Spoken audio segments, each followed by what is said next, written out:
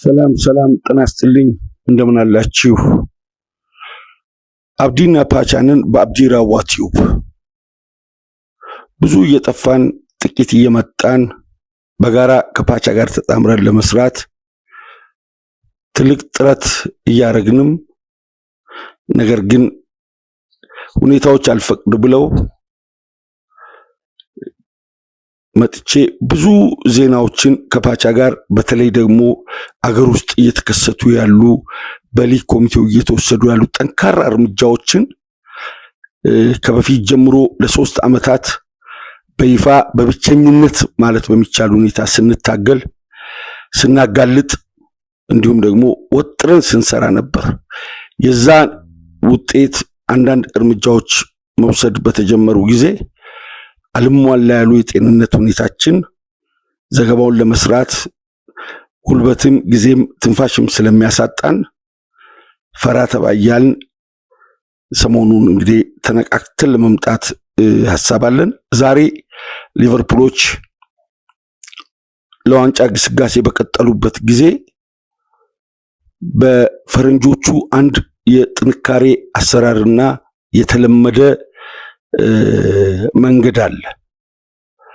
በአደገኛ ወቅት ወይም ከወደቁበት ተነስተው ያሸነፉበትን ወይም ለስኬት የተደረደሩበትን መንገድ አጥብቆ መያዝ።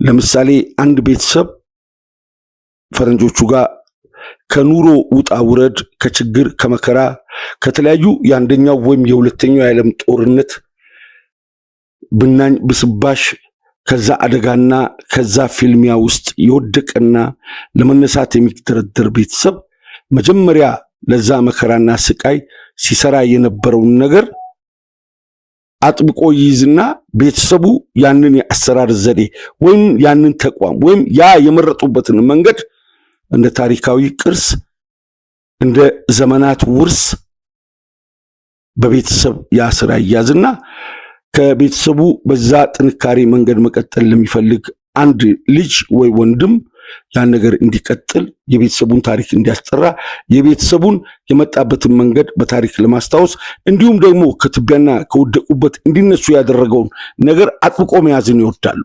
ለምሳሌ የእንጨት ስራ የሚሰራ ቤተሰብ በሁለተኛው ዓለም ጦርነት ከመከራ እንዲወጡ አያት ያንን መንገድ ከሰሩ ልጅም የልጅ ልጅም የሚቀጥለው ትውልድም ያንን የቤተሰቡን ስራ ይይዝና የመጡበትን መንገድ ማጠናከር ይወዳሉ።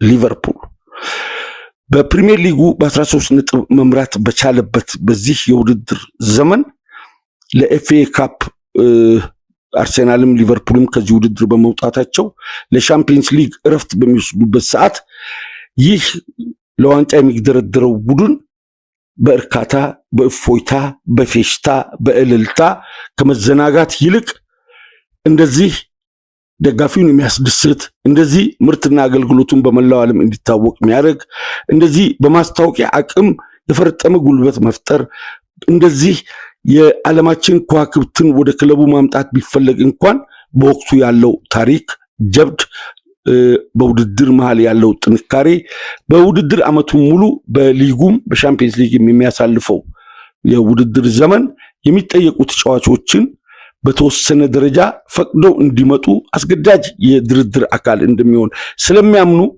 በዚህ መሃል መዘናጋት ሳይሆን ቀሪ ተጫዋቾችም ውላቸውን እዛው እንዲያድሱ ሌሎች መምጣት የሚፈልጉ ግን በደስታ በፌሽታና በንጹህ ፍላጎት እንዲመጡ ለማድረግ ጉዳዮች ባልቀዘቀዙ ሰዓት ዝውውሮችን መጠየቅ ዝውውሮችን ለማጠናቀቅ መጣር ውል ለመፈራረም ፍላጎት ማሳየት ይህ የሁሉም በተለይ ደግሞ የነጮቹ ጠንካራ ባህሪ ነው። በዚህ መሃል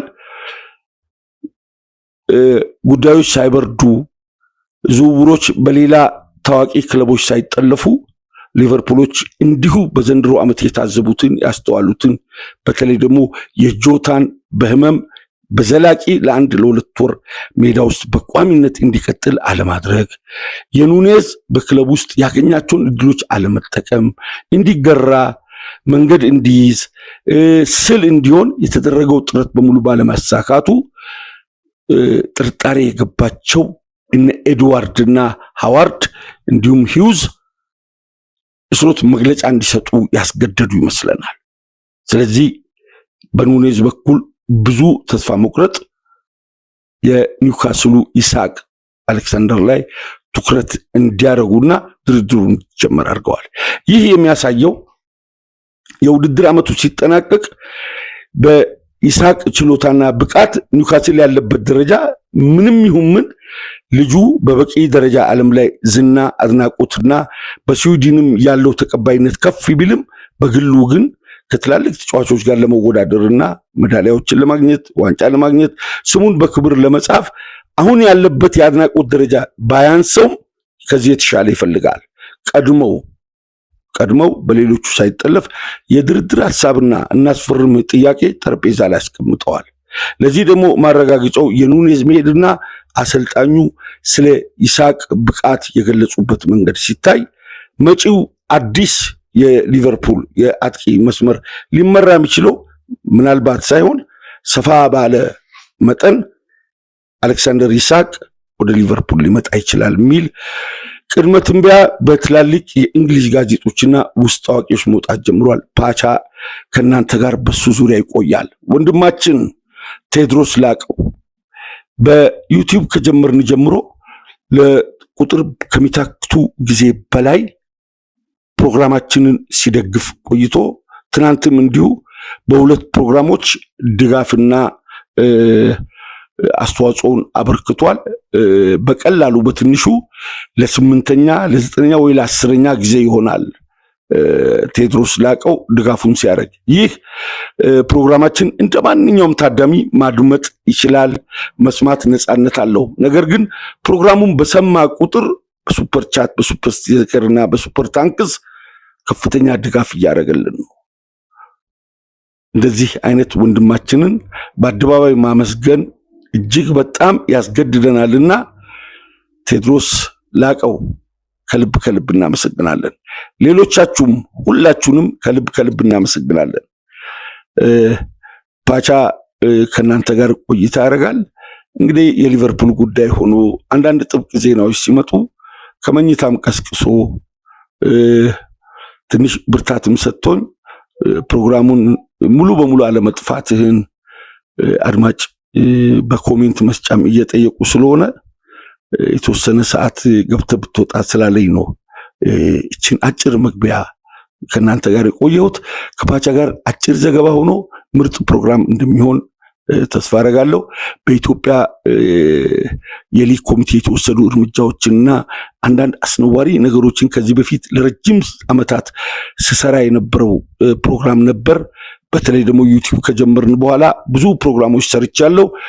የዛን ጉዳይ እንግዲህ ፌዴሬሽኑና የሊግ ኮሚቴው እርምጃ እየወሰዱ ነው።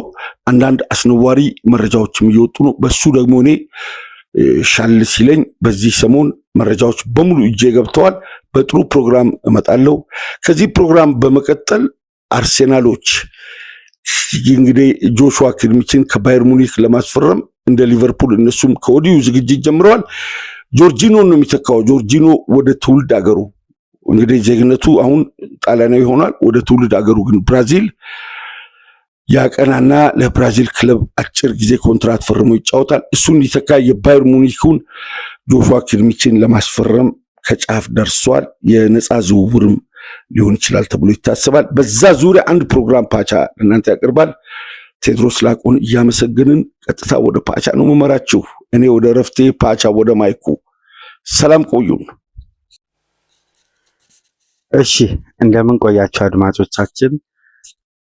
አባ መግቢያው ላይ እንዳነሳው የአሌክሳንደር ኢሳቅ ወደ ሊቨርፑል ይዘዋወራል።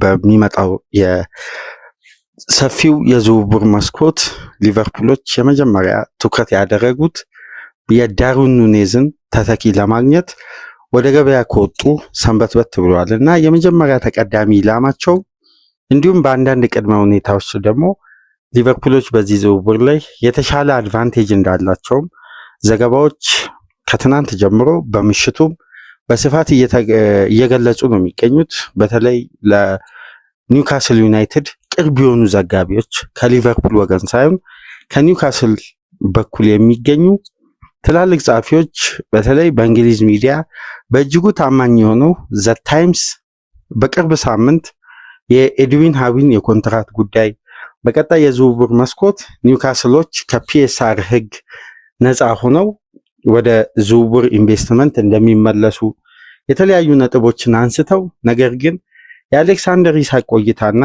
የአዲሱን የኮንትራት የማራዘሚያ ውል ተጫዋቹ ለመፈረም ከፍተኛ ደሞዝ ቀርቦለት እንግዲህ አልተቀበለም። ይሄን የኒውካስሎችን ጥያቄ ውድቅ አድርጓል። ተጫዋቹ ከኒውካስል ውጪ የሚመጣለትን ትላልቅ የዝውውር ጥያቄዎችን እየተጠባበቀ እንደሆነ ከአለፈው የፈረንጆች ወር ድረስ ሲነገር ነበር። ነገር ግን አሁን ተጫዋቹ በቀጥታ በኤጀንቱ አማካኝነት አንዳንድ ሁኔታዎች ከተለያዩ ክለቦች ጋር ቅድመ ድርድር ተጀምረዋል። ያው የመጀመሪያ ፌዝ ድርድር የትኛውም ቡድን አንድን ተጫዋች ለማስፈረም ሲፈልግ ከኤጀንቱ ጋር የተለያዩ ሂደቶችን ይነጋገራል።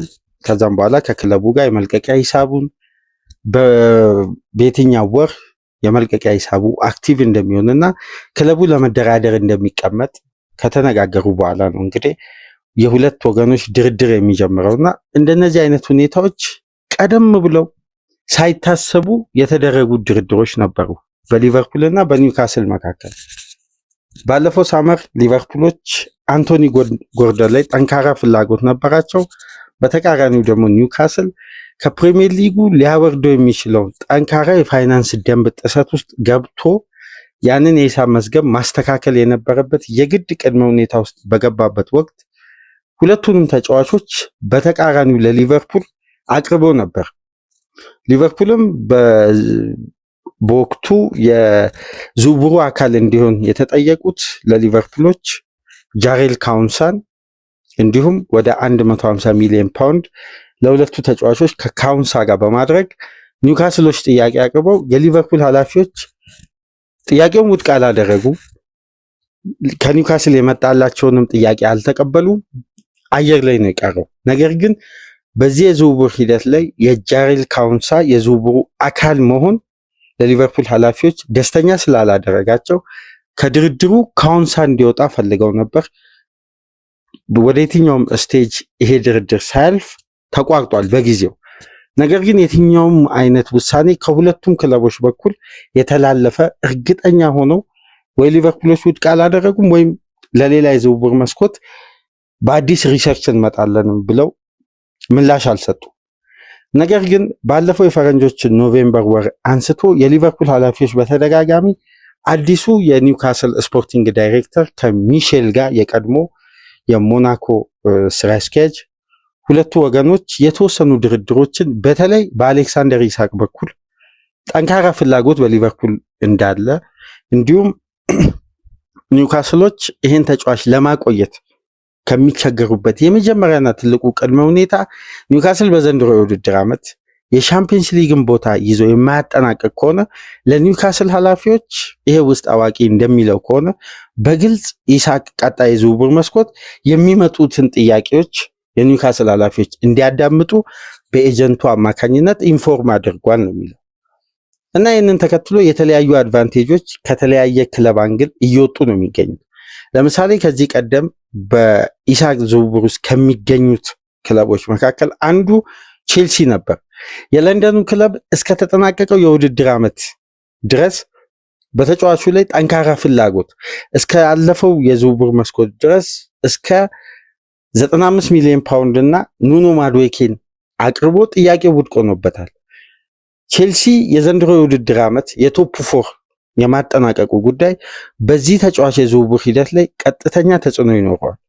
ነገር ግን ቼልሲዎች በቀጣይ የዝውውር መስኮት የኢሳቅ አይነት ተጫዋች የመልቀቂያ ሂሳቡ ወደ 150 ሚሊዮን ፓውንድ ገደማ የሚጠጋ ተጫዋችን ለማስፈረም ቢያንስ ቼልሲ በቡድን ውስጥ ከሚገኙ ተጫዋቾች ውስጥ በሳምንት 135,000 ፓውንድ እና ከዛ በላይ ደሞዝ የሚያገኙ ተጫዋቾችን 4 ተጫዋቾች ከስብስቡ መሸኘት አለበት። አንደኛ።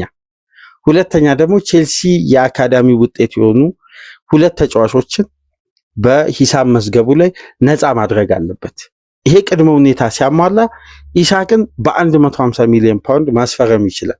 ነገር ግን ኢሳቅን ካስፈረሙ በኋላ ቼልሲዎች በድጋሚ በዚህ የዝውውር መስኮት ተጨማሪ ተጫዋች ለማስፈረም መጀመሪያ የሸኟቸው አይነት ተጫዋቾችን ድጋሚ መሸኘት ይኖርበታል። አሁን ቼልሲ ከፍተኛ ውጥረት ውስጥ ነው ያለው በሂሳብ መዝገብ አንዳንድ ክፍተቶችን ለማሟላት።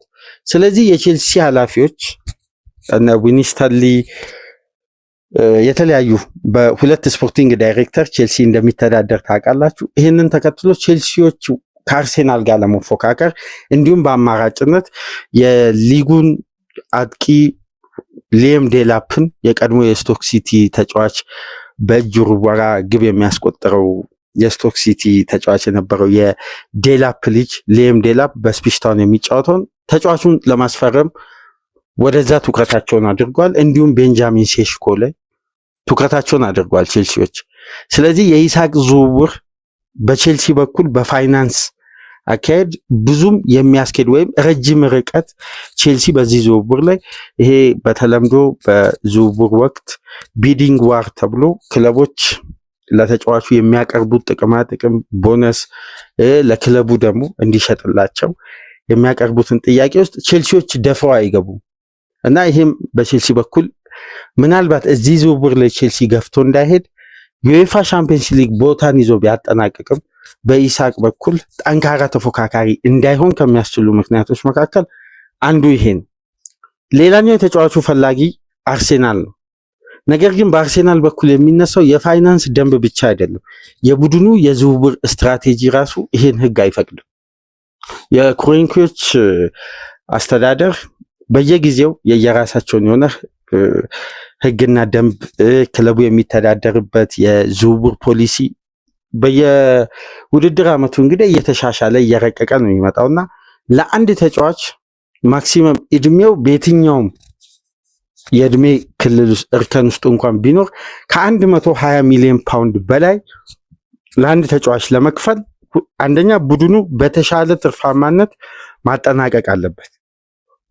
ከአንድ የዝውውር መስኮት ከሚያስገኘው ገቢ ይልቅ ቡድኑ ከሜዳ ውጪ ባሉ ትላልቅ ጥቅማ ጥቅም ቡድኑ በሚያስገኘው ውጤት ተንተርሶ የሚያስገባቸው ገቢዎች ከፍ ብሎ መገኘት አለባቸው። እነዚህን ቅድመ ሁኔታ ሲያሟላ በፒኤስአር ህግ ደግሞ ከስብስቡ አሁንም የቼልሲ አይነት የሂሳብ ክፍተት አለበት። አርሴናል በተጠናቀቀው የዝውውር መስኮት እንኳን ዴቪድ ራያን በቋሚነት ያስፈርሙ የግድ ኤሚል ስሚዝሮን አንደኛ በስብስብ ውስጥ አገልግሎቱ ዝቅ ማለቱ፣ ሁለተኛ ደግሞ ይሄ ተጫዋች ቢሸጥ አርሴናል የተሻለ የሂሳብ መዝገብ ስለሚይዝ ፋቢዮ ቬራን ጨምሮ ኤድር ኒኪታን እንዲሁም ሩይስ ኒልሰንን ሸኝተው ነው የተለያዩ ተጫዋቾችን ማምጣት የቻሉት። ይሄ ከሂሳብ መዝገብ ጋር በቀጥታ የሚገናኝ ነው። ስለዚህ በአብዛኛው በትላልቅ ሚዲያዎችም ስታደምጡ የኢሳቅ ወደ አርሴናል የሚለውን ጉዳይ ተውት እያሉ የሚዘግቡበት ዋነኛ ምክንያት ይሄ ነው። ቡድኑ ለሶስት ተከታታይ የዝውውር መስኮት በአማካይ 120 ሚሊዮን ፓውንድ ያወጣ ነበር። ይሄ ደግሞ በአዲሱ የገንዘብ ስርዓት ወይም የኪሳራ ገደብ አርሴናልን ለሶስት ተከታታይ ዝውውር መስኮት 120 ሚሊዮን ፓውንድ እና ከዛ በላይ የሚያወጣ ከሆነ በተቃራኒው የዛን ያክል ትርፋማነት ወይም መክሰር ካለበት ገደብ ቢያንስ እስከ 100 ሚሊዮን ፓውንድ ከተጠጋ ቡድኑ ሬድ ላይንስ ተብሎ ከፍተኛ ኢንቨስትመንት እንዳያደርግ ይገደዳል ማለት ነው። ለዛ ነው በሰሞኑን ከዚህ ፕሮግራም በመቀጠል በጆሹዋ ኪርሚች የዝውውር ሂደት ላይ በደንብ የአርሴናሉን የፋይናንስ ስርዓት እናነሳለን። ትሮሳርድ ወይም ማርቲኔሊን አስገዳጅ በሆነ ሁኔታ አርሴናል በቀጣይ ሳመር ለመሸጥም እንዳሰበ አንዳንድ ዘገባዎች ከታማኝ ምንጮች እየወጡ ነው የሚገኙት። ለምን እንደሆነ በዛ ፕሮግራም እናነሳለን። ነገር ግን የሊቨርፑሎች ሁለት አድቫንቴጅ ነው ያላቸው። አንደኛ ይሄ ቡድን በፌኒዮ ስፖርት ግሩፕ ከተያዘበት ጊዜ አንስቶ ሁሌም የሚወቀስበት ጉዳይ አለ። ሊቨርፑሎች ትርፋማ ሽያጭ ሳያገኙ ከፍተኛ ኢንቨስትመንት ማውጣት አይፈልጉም። ይሄ የቡድኑ አንዱ የዝውውር ፖሊሲ ነው። ይህም ፖሊሲ ደግሞ ቡድን ውስጥ እንዲጸድቅ ግንባር ቀደም ሚና ሲጫወት የነበረው ግለሰብ ዛሬ በክለብ ውስጥ በሲኢኦነት ተሹሞ ኤክስኪዩቲቭ ዳይሬክተር ሆኖ የክለቡ ዋና ስራ አስፈጻሚ ሆኖ በበላይ እየሰራ ነው የሚገኘው ማይክል ኤድዋርድ ማለት ነው። እና ሊቨርፑል ምን አይነት ተጫዋች ቢሸጥ ነው ለአሌክሳንደር ኢሳክ ይህን ያክል ክፍያ ለመክፈል የሚደፍረው? ምክንያቱም በሊቨርፑል እግር ኳስ ታሪክ ታይቶ የማይታወቅ ለአንድ ተጫዋች ይህን ያክል ክፍያ ለመክፈል ሊደፍሩ ነው በቀጣይ ሳመር። ይህን ደግሞ ከሚያረጋግጡ ምክንያቶች መካከል አንዱ የዳርዊን ኑኔዝ መልቀቅ ነው። ይሄ ተጫዋች እንግዲህ ከሊቨርፑል የመልቀቁ ጉዳይ አሁን ላይ 100% እየተረጋገጠ መጥቷል። ሊቨርፑሎች አማርጠው ተጫዋቹን ለመሸጥ አሁን የተሻለ ድርድርና የሚቀርብላቸውን የገንዘብ መጠን እየተመለከቱ ነው የሚገኙት። ትናንት ምሽት አትሌቲኮ ማድሪድ አዲስ 96 ሚሊዮን ዩሮ ወደ 78 ሚሊዮን ፓውንድ አካባቢ ይዞ ቀርቧል። በተጨማሪም አልናስር እስካሁን ጠረጴዛ ላይ ያስቀመጡትን 80 ሚሊዮን ፓውንድን አላነሱም ለሊቨርፑል ኃላፊዎች የቀረበውን ጥያቄ። በወቅቱ ግን ሲዘገብ የነበረው ሊቨርፑል የአልናስርን ጥያቄ ውድቅ አድርጓል። እንደ ምክንያት የተነሳው ደግሞ በቦታው ላይ ተገቢ ተጫዋች ወይም ተተኪ ስላላገኘን በሌላ መንገድ በሌላ የዝውውር መስኮት የምንመለከት ይሆናል ተብሎ ይሄ ዝውውር ተቋርጧል ነው። ነገር ግን ሊቨርፑል በየትኛውም ሰዓት በድጋሚ መደራደር የሚችልበትን ቅድመ ሁኔታ አስቀምጠው በቂ ተተኪ ስናገኝ ተጫዋቹ እንግዲህ ለመልቀቅ ፈቃደኛ እንሆናለን በሚል የሊቨርፑል ኃላፊዎች ለአልናስር ምላሻቸውን ሰጥተዋል። እስካሁን ድረስ ግን ዝውውሩ አየር ላይ ነው ያለው። ስለዚህ ሊቨርፑል እንዲህ አይነት ደግሞ ከፍተኛ ክፍያ በአንድ ተጫዋች የ3 ዓመት አገልግሎት ሰጥቶ ነገር ግን ቀሪ 2 ዓመት ተኩል ኮንትራት እያለው ሊቨርፑል ይሄን ያክል ገንዘብ የሚያገኝ ከሆነ በዚህ በተሻሻለው ሕግ ሊቨርፑል ተጨማሪ ትርፋማነትን የሚያስመዘግበው የፒኤስአር ሕግ አለ። ለምሳሌ ለዳርዊን ኑኔዝ ሊቨርፑል ሙሉ ክፍያ የከፈለው 79.5 ሚሊዮን ፓውንድ ነው እስካሁን ድረስ። ምክንያቱም ሊቨርፑል ዋንጫ ሲያሳካ ለቻምፒየንስ ሊግ ተሳታፊ ሲሆን ተጫዋቹ በወሳኝ ፊክስቸሮች ግብ ሲያስቆጥር ከቤኔፊካ ጋር የተባባሉበት ጠንካራ ስምምነት አለ። ስለዚህ ሊቨርፑል ለዳርዊን ኑኔዝ ካወጣው ወጪና ተጫዋቹ በኮንትራቱ ላይ ከሰነበተበት ውል እንዲሁም ሳይሻሻል ተጫዋቹን በትርፋማነት ሊቨርፑል የሚሸጥ ከሆነ በዚህ በፕሪሚየር ሊጉ በወጣው የወጪና ገቢን የማመጣጠን ሕግ ላይ ሊቨርፑል እንደ ትርፍ ገቢ የሚቆጠር ትልቅ የሂሳብ መዝገብ ነው የሚያገኙት። ስለዚህ ይሄ ጉዳይ ለሊቨርፑል አሁን ትልቅ አቅም ነው። ኑኔዝን መሸጥ ሊቨርፑሎች ትልቅ እቅድ ያደረጉት ወይም በተረጋጋ ሁኔታ የዝውውር መስኮቱን ለማከናወን አትርፈው ነው የሚሸጡት። ያ ደግሞ ትልቁ አድቫንቴጅ ነው። ይህንን በመጠቀም እንግዲህ ይህን የገንዘብ ክፍያ ሲያገኙ በቀጥታ ሊቨርፑሎች ለኢሳክ 150 ሚሊዮን ፓውንድ ሲከፍሉ ይሄን እንግዲህ ሪፖርት በደንብ ወደ አትሌቲክስ ጎራ ብላችሁ ዘ ታይምስም የነፖል ጆይስን ዘገባ ተመልክታችሁ ያው ከ99 ሳንቲም በዶላር ጀምሮ እዛ ጋር ክፍያ ይጠይቃል። እሱን ክፍያውን በመክፈል ዘገባውን መመልከት ትችላላችሁ። ሊቨርፑል እነዚህን አይነት ካልኩሌሽኖች የሚጠቀም ከሆነ ከኢሳክ በኋላ ሊቨርፑል ተጨማሪ 215 ሚሊዮን ፓውንድ የሂሳብ ክፍተት ያገኛል። በድምሩ 368 ሚሊዮን ፓውንድ ሊቨርፑል በቀጣይ ሳመር የተጣራ ወጪ ማድረግ ይችላል። ይህን እንዲያደርግ ደግሞ ካስቻሉ ምክንያቶች መካከል የ2 የውድድር ዓመት የስራ ዘመን የቀረበው ሪፖርት ሊቨርፑል የከሰረበት መጠን ወይም እንዲከስር ከተፈቀደለት ገደብ በእጥፉ እያነሰ ነው የሚከስረው። ይህ ቡድን እንግዲህ በቋጣሪነቱ ነው የነዚህ አስተዳዳሪዎች ሁኔታ የሚታየው። በአብዛኛው ኢንቨስት ከማድረግ ይልቅ በሊቨርፑል ስም የሚገኙ ትላልቅ ስፖንሰሮችና ብራንዶች በተለይ ይህ ክለብ የተገነባበት መንገድ እና በቅርብ ዓመት ከናይክ ጋር የፈጸመው ከአዲዳስ ጋር በተመሳሳይ ሊቨርፑል ከኒው ባላንስ ጋር ከተለያዩ ባንኮች ጋር የሚሰራበት እንዲሁም ሊቨርፑል አርማውን ከቀየረ በኋላ ይሄ የአርማን ስያሜ የገዛውም ካምፓኒ ከፍተኛ ክፍያ ከፍሏል። ይህንን በተመለከተ እንግዲህ ሊቨርፑል የ2024 የስራ ዘመን የፋይናንስ አፈጻጸሙን ይፋ አድርጓል ትናንትና። ክለቡ የከሰረው 57 ሚሊዮን ፓውንድ ነው በተጠናቀቀው የውድድር ዓመት። ከፕሪሚየር ሊግ ቶፕ 6 ክለቦች ውስጥ የለም ሲጀምር በኪሳራ ደረጃ ሁሉም ይበልጡታል። በሁለተኛ ደረጃ የተቀመጠው የተጠናቀቀው የውድድር ዓመት የ2023 ሪፖርት ሲቀርብ ሊቨርፑል የከሰረው 63 ሚሊዮን ፓውንድ ነበር። በ6 ሚሊዮን ፓውንድ አንሶ ነው ዘንድሮ የኪሳራ መዝገቡ የተመዘገበው። ከዚህ ጋር በተያያዘ ደግሞ ክለቡ ያስገባቸው ትርፋማነትና ከተጠናቀቀው የውድድር ዓመት የሂሳብ መዝገብ ሊቨርፑል ያሳደጋቸው እያንዳንዱ ገቢዎች ሲታዩ ደግሞ አብዛኛው ላይ ከፍተኛ ገቢ ሊቨርፑል ለምሳሌ ከቲቪ ሽያጭ ሊቨርፑል ከ22 ሚሊዮን ፓውንድ ወደ 38 ሚሊዮን ፓውንድ ከፍ ብሏል። ሊቨርፑል በትንሹ ገቢው ያነሰበት አንዳንድ ሁኔታዎች ላይ የሚታየው ሊቨርፑል የአውሮፓ ሊግ ተሳታፊ መሆኑ ብቻ ነው እንጂ ለምሳሌ በሶሻል ሚዲያ ከፍተኛ ቁጥር ያለውን ተከታይ በተለይ ከኤርገን ክሎፕ መልቀቅ ጋር በተያያዘ ወደ ሊቨርፑል ትላልቅ የሶሻል ሚዲያ ፔጆች ላይ የተመለሱ ደጋፊዎች በአዲስ መልኩ ፋሎ ያደረጉ ተከታዮች ማለት ሊቨርፑል ከፍተኛ ገንዘብ ከሶሻል ሚዲያ አግኝቷል። በተለይ ደግሞ ሊቨርፑል አብዛኛውን ገቢ ካጠናከሩበት ምክንያቶች መካከል የኤርገን ክሎፕ የመጨረሻ የሽኝቱ ፕሮግራም በመላው ዓለም የተከታተለው ሰው ለሊቨርፑል ከፍተኛ ገቢ ነበር ለቡድኑ። እነዚህ ጉዳዮች ድምር ውጤት እንግዲህ ሊቨርፑልን በፋይናንስ ረገድ የተረጋጋ 1-2-3 የሂሳብ ዘመን እንዲያሳልፍ ይረዳዋል።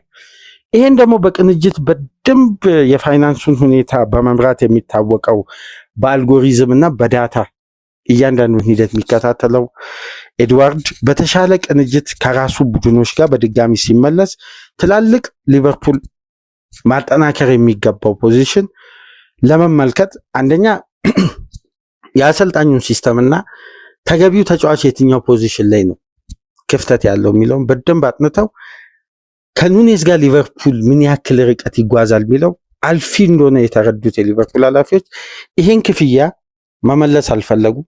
በዚህ ክፍያ የሚገኘውም ትርፍም በተቃራኒው ስለሚረዳቸው ኑኔዝ ትልቁ አድቫንቴጅ ነው። ሁለተኛው የፋይናንስ የሊቨርፑል ወጪና ገቢ የተመጣጠነበት ቡድኑ ትርፋማ የሆነበት መንገድ አምና ካስመዘገበው 538 ሚሊዮን ፓውንድ ገቢ ዘንድሮ 633 ሚሊዮን ፓውንድ ገቢ አስገኝቷል። በጣም ከፍተኛ ገቢ ነው ያስገባው። እነዚህ ጉዳዮች ከትኬት ሽያጭ እንኳን በአንድ ወቅት ከአባጋ በዚህ ቻናል ስንወያይ ሳላ፣ ቫንዳይክ፣ አርኖልድ ለምንድን ነው የማይፈርሙት? ከፍተኛ የትኬት ጭማሮ ተደርጓል፣ የስቴዲየም እንደዚህ የሚል ቅሬታ የሊቨርፑል ደጋፊዎች ማህበር አቅርበው ነበር እና ከዚህ ጋር በተያያዘ ሊቨርፑል በከፍተኛ ሁኔታ የትኬት ሽያጭ በተለይ የርገን ክሎፕ ይለቃሉ ከተባለ በኋላ የመጨረሻ 10 ጨዋታዎችን ሊቨርፑል በቪአይፒ ትኬቶች ነበር ሲሸጥ የነበረው። ያ ጉዳይ ኦንላይን የተሸጡ ትኬቶች እና በዕለቱ የተሸጡ ትላልቅ ትኬቶች ገቢውን የሊቨርፑል ከፍ አድርጓል። ይሄ በቀጥታ ደግሞ ዳይሬክት ሊቨርፑል ምናልባት በእንግሊዝ እግር ኳስ ታሪክ ከፍተኛውን ክፍያ ለአሌክሳንደር አይዛክ እንዲከፍል አንደኛ አድቫንቴጅ ፈጥሯል። አሁን እነዚህ 3 ማመዘኛዎች በቼልሲ በኩል ያየነው፣ በአርሴናል በኩል እንዲሁም በሊቨርፑል በኩል ያየናቸው እያንዳንዱ ጉዳይ ኒውካስል የዩኤፋ ቻምፒየንስ ሊግ ቦታን ይዞ የማያጠናቅቅ ከሆነ ይህን ተጫዋች ሊቨርፑሎች የማግኘት አድቫንቴጃቸው በአንደኛው በኩል ከፍተኛ ይሆናል ማለት ነው። ሁለተኛው ጉዳይ ግን ኒውካስሎች ዳርዊን ኑኔዝን ይፈልጋሉ። ኢሳቅን ለመተካት ይህን ተጫዋች ለማቆየት እንደሚቸገሩ አውቀዋል። ስለዚህ ይህን ተጫዋች ለመተካት ካቀዷቸው ተጫዋቾች መካከል አንዱ ራሱ ዳርዊን ኑኔዝ ነው። ስለዚህ የሊቨርፑል ኃላፊዎች ኑኔዝ ላይ ሂሳብ ጨምረው ይህን ተጫዋች ማስፈረምም ይፈልጋሉ። በተቃራኒው ጎሜዝን ኒውካስሎች ይፈልጋሉ። ጎሜዝም የዚህ የዝውውር አካል ሊሆን ይችላል። ይሄ ማለት ቀጥታ ክፍያው ላይ እንደ ኮንትራቱ ሊቨርፑል ለመክፈል በየተርሙ ነው የሚከፈለው። እንግዲህ እንደምታውቁት የ6 ዓመት ኮንትራት ተጫዋቹ ከፈቀደ ኒውካስል በ6 ዓመት ኮንትራቱ ልክ ነው ይህን ክፍያ የሚያገኘው። ይሄ እንግዲህ በትላልቅ ኃላፊዎች መካከል የሚደረግ ጠንካራ ድርድር ነው። ነገር ግን የሊቨርፑል ኃላፊዎች ሪስክ ለመውሰድ የማይፈሩት ወይም አንድ ዝውውር ላይ ሲወስኑ ከፍተኛ ጥናት እንደሚደረግ በትናንትናው ፕሮግራማችን አንስተን ነበር። ኢያን ግራም የሚባል ሊቨርፑል ቤት የሪሰርች ክፍል ዲፓርትመንት ኃላፊ እንዴት ዲዬጎ ኮስታ ሊቨርፑል አምጥቶ ከሉዊስ ሱዋሬዝ ጋር ለማጣመር እንዳሰበ፣ ክሪስቲያን ቤንቴኬም፣ ሪኪ ላምበርት፣ ማሪዮ ባላቶሊ የሊቨርፑል እቅድ እንዳልሆኑና ብሬንዳን ሮጀርስ አሴ ማናጀር ስለተሾሙ ሊቨርፑል ቤት በሳቸው የውሳኔ ፍላጎት የመጡ ተጫዋቾች መሆናቸውን እንጂ የሊቨርፑል የሪሰርች ዲፓርትመንት በእነዚህ ተጫዋቾች 100% ከሲስተም ጋር ፊት እንደማያደርጉ ተናግረዋል። አሁን ግን ሊቨርፑል ቤንጃሚን ሼሽኮን መልምሏል።